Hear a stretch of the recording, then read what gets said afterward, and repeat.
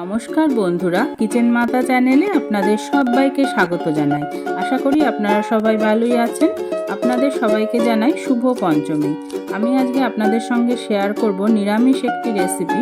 ষষ্ঠীর দিন আমরা অনেকেই লুচি খেয়ে থাকি, তার সাথে এই রকম কুমড়োর ছক্কা আপনারা বানিয়ে নিতে পারেন। দেখুন, তার জন্য নিয়েছি কুমড়ো, পটল, আলু, কাঁচা লঙ্কা আর আদা। এইভাবে কিন্তু এই নিরামিষ তরকারিটা রান্না করে লুচির সাথে খেলে খুবই ভালো লাগে খেতে। তা যারা পারেন না বানাতে তাদের জন্য আমার এই রেসিপিটি। যাই হোক, কড়াই গরম করে তাতে তেল দিলাম 2 চামচ। তেলের মধ্যে 5 ফোড়ন দিয়ে প্রথমে পটলটা ছেড়ে দিচ্ছি। পটলটা দেওয়ার কয়েক সেকেন্ড পরে আলু আর কুমড়োটা দিয়ে দিলাম।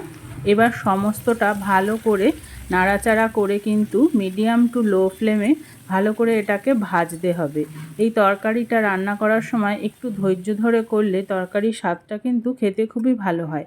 দেখুন, 5 মিনিট ভাজার পরে এরকম একটু ভাজা ভাজা হয়ে গেলে যে আদা আর কাঁচা লঙ্কাটা পেস্ট করে রেখেছিলাম সেটা এর মধ্যে দিয়ে দিলাম। তার সাথে পরিমাণ মতন নুন আর হলুদ দিয়ে দিলাম।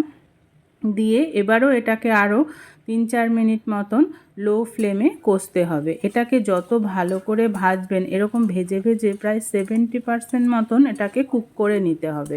তারপর কিন্তু জল দেবেন, তার আগে জল দেবেন না, তাহলে কিন্তু স্বাদটা খুব একটা ভালো হয় না। যাই হোক, কুমড়োর ছক্কা যখন, তার মধ্যে ছোলা তো দিতেই হবে। এরকম ভেজানো ছোলা 1 মুঠো দিয়ে দেবেন এই তরকারির মধ্যে। এতে কিন্তু খুব ভালো স্বাদটা হয়।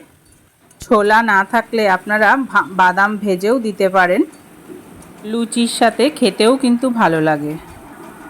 ছোলাটা দিয়ে আমি 2 মিনিট মতন নাড়াচাড়া করে নিলাম। তারপরে এর মধ্যে আমি জল দিয়ে দেব। নাড়াচাড়া করতে করতে শুকনো লাগলে একটু জল দিয়ে নিতে পারেন। এবার আমার দেখুন পুরো ভাজা হয়ে গেছে। এর মধ্যে আমি এবার পরিমাণ মতন জল দিয়ে দিচ্ছি। আমি এখানে 1.5 কাপ মতন জল দিয়েছি। এবার এই রকম জল দিয়ে ঢাকা দিয়ে আরও 5-7 মিনিট মতন এটাকে পুরো সেদ্ধ হতে দিতে হবে। পুরো সেদ্ধ হয়ে গেলেই কিন্তু আমার তরকারিটা রেডি হয়ে যাবে। দেখুন, জল শুকিয়ে একদম এরকম মাখো মাখো হয়ে গেছে। এবার খুন্তি দিয়ে নাড়াচাড়া করে এটাকে আরও ভালো করে মিশিয়ে নিতে হবে, যাতে কুমড়োগুলো একটু ভেঙে ভেঙে যায়।